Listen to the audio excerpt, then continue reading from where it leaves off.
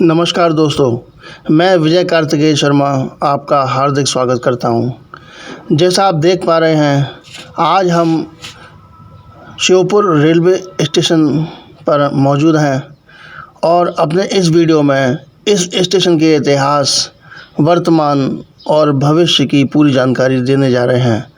सिंधिया राजवंश के द्वारा स्थापित की गई इस नैरोगेज सेक्शन का सबसे बड़ा टर्मिनल स्टेशन आज किस हालत में है, इसकी पूरी जानकारी हम आपको यहाँ देंगे। आप हमारे साथ बने रहिए।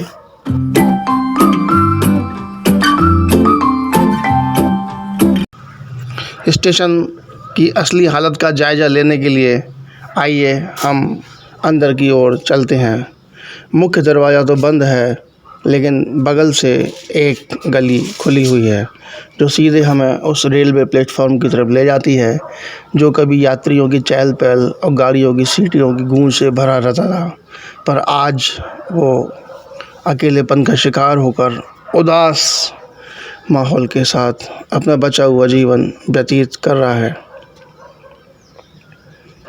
यहाँ हम वो टर्मिनल पॉइंट देख पा रहे हैं जहाँ से गाड़ियों की दिशा बदलने, इंजनों की दिशा बदलने आदि का काम हुआ करता था।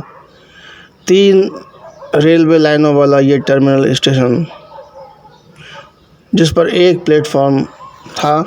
इस प्लेटफॉर्म को ज़ीरो हाइट प्लेटफॉर्म कहते हैं क्योंकि इसकी हाइट ज़मीन से ही मिलती जुलती रहती है।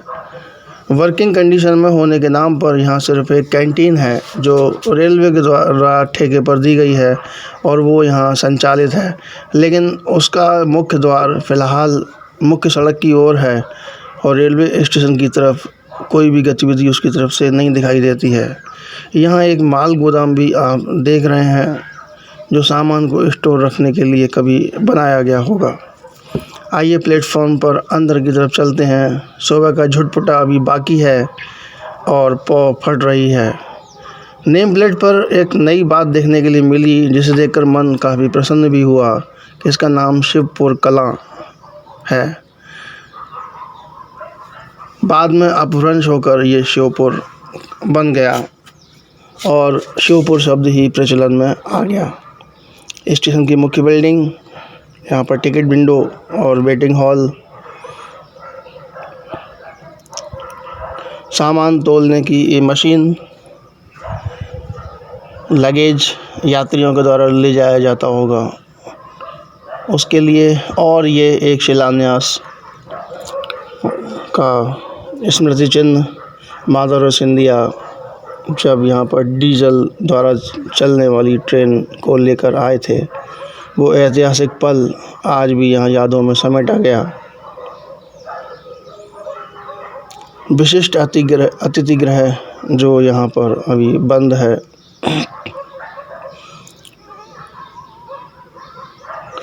सिग्नल बदलने के लिए लगा हुआ ये पहिया पहले वर्किंग कंडीशन में था। ट्रेन के आने की सूचना देने के लिए जो घंटी बजाई जाती थी, वो लटकने वाली घंटी का खंभा भी अभी यहाँ मौजूद है, लेकिन अभी सब चीज़ें एक म्यूज़ियम की तरह संजो कर रखने के लायक हो गई हैं। वर्किंग कंडीशन में फ़िलहाल कुछ भी नहीं है। आइए हम अंदर की ओर चलते हैं। अधिकारी विश्राम गृह,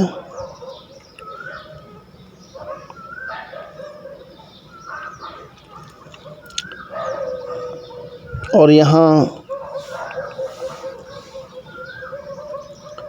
मुख्य द्वार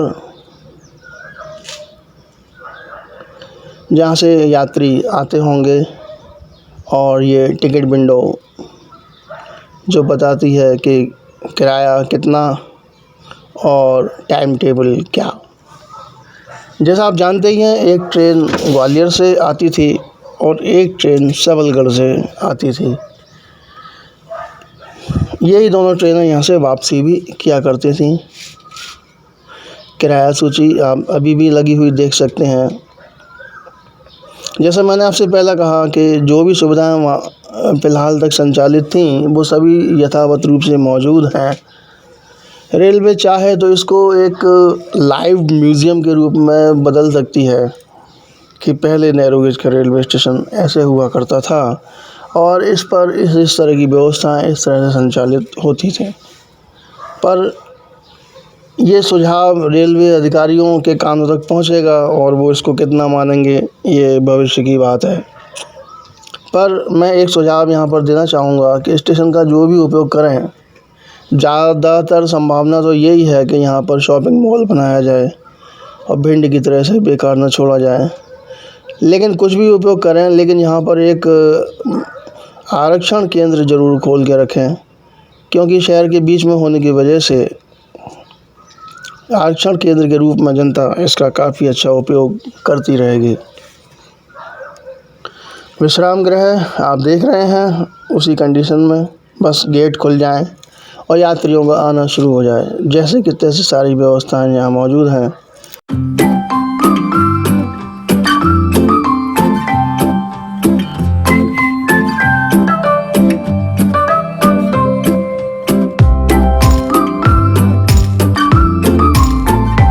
कंप्यूटरीकृत आरक्षण व्यवस्था का सूचना पट यहाँ पर लगा हुआ आपने देखा।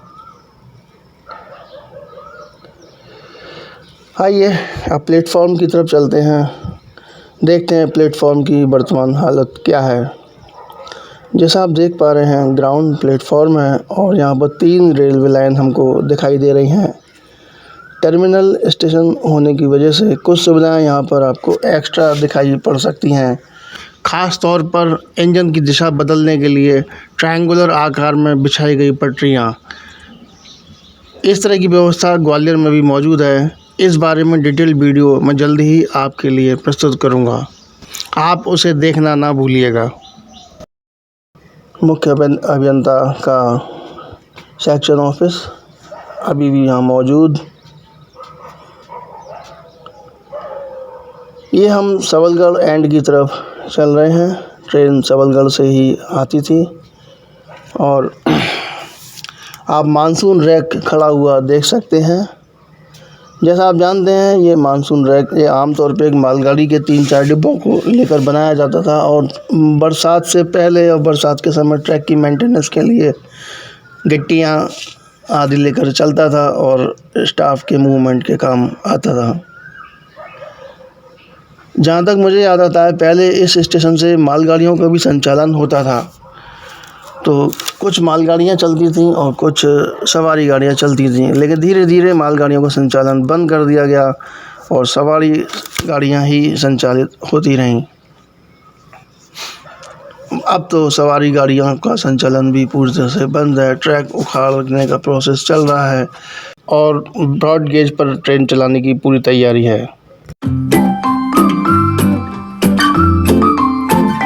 1424/0 दिखाता हुआ माइलस्टोन ये बताता है कि मुंबई से इस जगह की कितनी दूरी है। दोस्तों, जैसा आप जानते हैं, पहले ये रेलवे सेंट्रल रेलवे के अंतर्गत आता था और इसका हेडक्वार्टर मुंबई में है। मुंबई से ग्वालियर की दूरी 1225 किलोमीटर है और ये स्थान 1424 किलोमीटर है, यानी ग्वालियर से ये 199 किलोमीटर की दूरी पर स्थित है। और आज हम जीरो ग्राउंड पर यहाँ आपके लिए जानकारी देने के लिए उपस्थित हैं और मुझे बहुत खुशी है कि आप भी इस ऐतिहासिक पल के साक्षी बने हैं। आइए अब सबलगढ़ एंड की तरफ चलते हैं। जब भाप के इंजन चला करते थे तो उनमें पानी भरने के लिए जो सिस्टम लगाया जाता था, उसका बेस आप यहाँ पर अभी भी पड़ा हुआ देख सकते हैं। पटरियाँ बदलने का जो काम था वो मैनुअल था, मैनुअल स्विच ऑपरेट किए जाते थे, ये भी आप यहाँ पर देख सकते हैं। सामने जो ट्रैक आपको दिखाई दे रहा है, यहाँ पर रेलवे कोचेज़ में पानी भरने के सिस्टम के अवशेष अभी भी यहाँ पर देखे जा सकते हैं।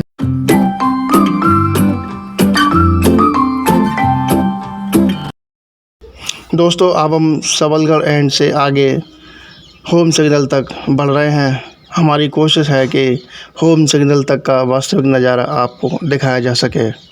रेलवे ट्रैक यहाँ पर ठीक ठाक हालत में दिखाई दे रहा है और आते समय ट्रेन यहाँ पर 10 से 15 किलोमीटर प्रति घंटे की स्पीड से ऑपरेट की जाती होगी, क्योंकि आगे टर्मिनल स्टेशन है। या तो ट्रेन वहाँ जाके रुक जाएगी या अभी शुरू हुई है। उस हिसाब से ट्रेन का ट्रैक काफ़ी ठीक हालत में कहा जा सकता है। अब हम होम सिग्नल पर आ गए हैं। ये सिग्नल आज भी यहाँ पर इसी स्थिति में मौजूद है। दोस्तों, रेलवे का मेरा सुझाव है कि आने वाली पीढ़ियों की जानकारी के लिए यहाँ स्टेशन और यहाँ तक कि जगह को एक लाइव म्यूज़ियम के रूप में संरक्षित करके रखा जा सकता है। रेलवे फाटक, नैरो गेज का रेलवे फाटक, ये फाटक अभी क्षतिग्रस्त अवस्था में है, पर हम अनुमान लगा सकते हैं कि एक समय ज़रूर ऐसा रहा होगा जब इसके इशारे पर वाहनों के आवागमन कंट्रोल में रहते होंगे। आज निर्बाध रूप से वाहनों का आना जाना जारी है क्योंकि इसका अस्तित्व पूरी तरह से समाप्त हो चुका है।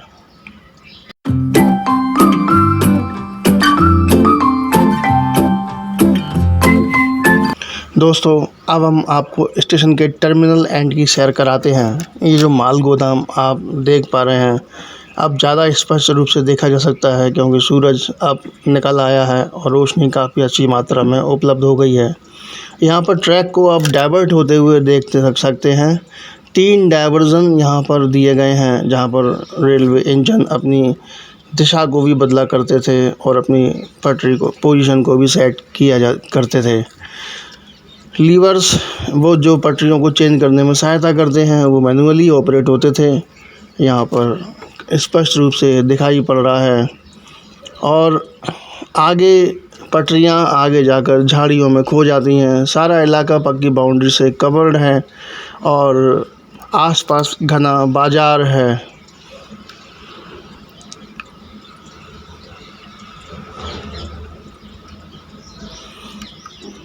नैरो गेज रेलवे स्टेशन के सिस्टम में इतना हाईली डेंस टर्मिनल पॉइंट अभी तक मैंने तो नहीं देखा। कभी इस पर काफ़ी प्रभावी रूप से ट्रेनों का संचालन होता रहा होगा। ख़ास तौर से मालगाड़ियाँ भी जब चलती थीं उस समय काफ़ी अच्छे मैनेजमेंट की ज़रूरत यहाँ पड़ती होगी, पर आज सारी की सारी व्यवस्था उदास बैठी आंसू बहा रही है। सरकार इसे प्रिजर्व करेगी या उखाड़ के नष्ट कर देगी, ये आगे आने वाला वक्त बताएगा। रेलवे की वर्तमान पॉलिसी के हिसाब से अनुमान लगाया जा सकता है कि यहाँ पर एक शॉपिंग मॉल बनाया जा सकता है, लेकिन हमारी इस वीडियो के माध्यम से सरकार से एक बार फिर गुजारिश है कि यहाँ इसे एक लाइव म्यूज़ियम के रूप में संरक्षित करके रखा जाए, जिससे आने वाली पीढ़ियाँ देख सकें कि नैरो गेज क्या थी और वहाँ उसे संचालित करने के लिए क्या क्या व्यवस्थाएं रखी जाती थीं। गुजरात के वेरावल में नैरो गेज को इसी प्रकार संरक्षित करके रखा भी गया है, लेकिन यहाँ क्या डिसीजन लिया जाएगा ये भविष्य बताएगा। स्टेशन का बाहरी इलाका जो अब इस शहर का सबसे बड़ा व्यावसायिक केंद्र भी बन चुका है।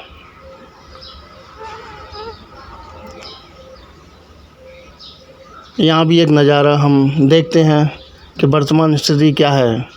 सब कुछ सूना पड़ा है, उदास पड़ा है। बस जहाँ चहल पहल दिखाई देती है वो उसी जगह है जहाँ रेलवे कैंटीन है। कहने के लिए रेलवे कैंटीन है, लेकिन अभी ये रेलवे की कोई सेवा नहीं कर रही है। इसका मुख्य द्वार भी मुख्य सड़क की ओर है। जब तक ये ठेका चल रहा है तब तक ठेकेदार इसका पूरा लाभ उठाना चाहता है और उसने इस जगह को ऑक्यूपाई करके रखा हुआ है।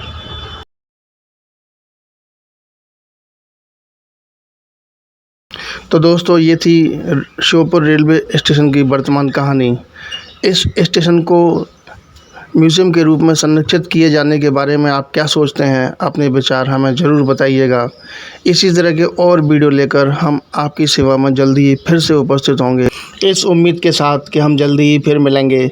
मैं विजय कार्तिकेय शर्मा अब आपसे विदा चाहता हूँ। नमस्कार।